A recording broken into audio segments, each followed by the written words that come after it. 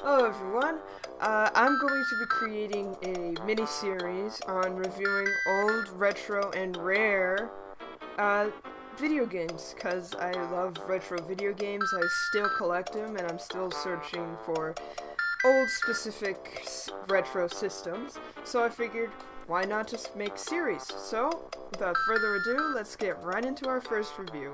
We all know Ness, right? He's a selectable character in all three of the Super Smash Bros. Series. In the first Super Smash Bros. For the N64, which released April 26, 1999, Ness was actually a hidden character that you had to unlock later on in the game, whereas in the next installments, Ness was just a selectable character. But I was curious, who was Ness? What games was he in? And why was he in all three of the Super Smash Bros. Trilogies? Well, come to my surprise, he was in one of the most popular and probably one of the rarest Super Nintendo games in the mid-90s. Ness made his first appearance in the Super Nintendo title Earthbound, which was released June 5th, 1995.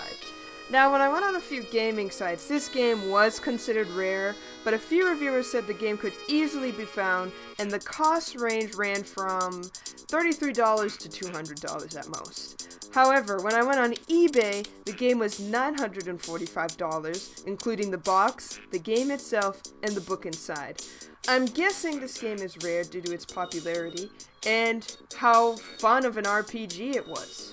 Now, Earthbound was both developed by Ape and HAL Laboratory. Now, I'm sure all of you are aware of HAL Laboratory. HAL Laboratory has created such hits such as Pokemon Stadium for the N64, a majority of the Kirby Dream Land series for the original Game Boy and Super Nintendo, and of course creating the Super Smash Bros. Series. Now let's get right into the premise of Earthbound. Now, like every RPG, there's going to be a party of characters who come along with you on your journey. First up, we have Paula, a powerful psychic, Jeff, a mechanical genius and a child prodigy, and Pooh, a martial artist master with psychic abilities as well. Now, the game starts off with Ness being awakened by a meteorite that crashed near his home. Ness is informed by neighbor Pokey that he should simply return home. But, moments later, after Ness returns home, Pokey knocks on Ness's door, stating that his brother is missing. As Ness and Pokey were setting out on their journey to find Pokey's little brother, Ness is encountered by an alien called Buzzbuzz. Yes, an alien called Buzzbuzz. Buzzbuzz informs Ness that he comes from the future and is warning Ness about the Gaigas. Gaigas are a very hostile alien that have affected the future and are also about to affect Ness's time period. Buzzbuzz is later killed by Pokey's mom, which she mistook for a dung beetle.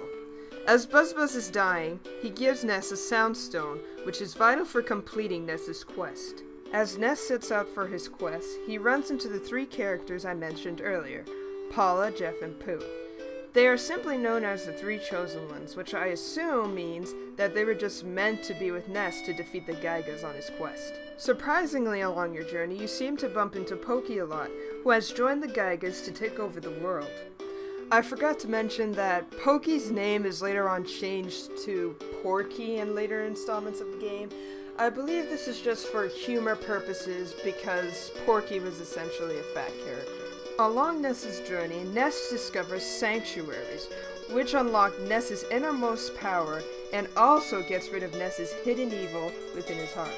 Now that Pokey is becoming more and more of a threat in the present time, Jeff's father creates a time machine in which the characters go back in time to defeat Pokey and the army of Gaigas. But, in order to do that, Ness and his pals are transferred into robots, so they aren't totally destroyed when they're transferred. Of course, Ness and his pals defeat Pokey. However, after defeating Pokey, the Gaigas unleash a darkness dimension, in which traps the players. Paula, with her psychic ability, sends out prayers to different family members, hoping that she'll reach someone.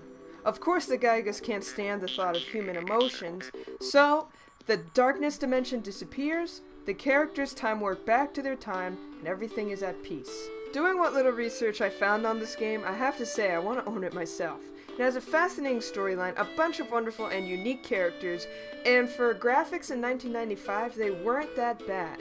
Now, selling 140,000 copies in the US, I think it's safe to say that Earthbound began the RPG craze.